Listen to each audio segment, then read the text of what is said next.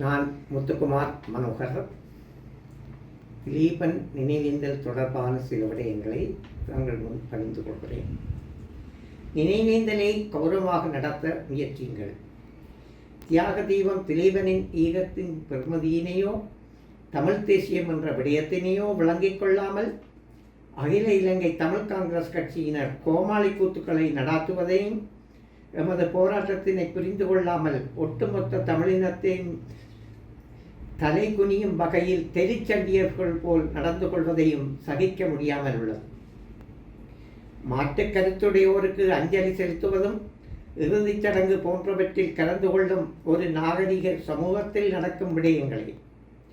எல்லாவற்றையும் 13வது திருத்தத்தை ஏற்றோர் எதிர்ப்போர் என்ற வாய்ப்பாட்டில் துரோகி தியாகி என வகைப்படுத்தும் புதியதோர் ஒழுங்கை கொண்டு வர துடிக்கின்றனர்.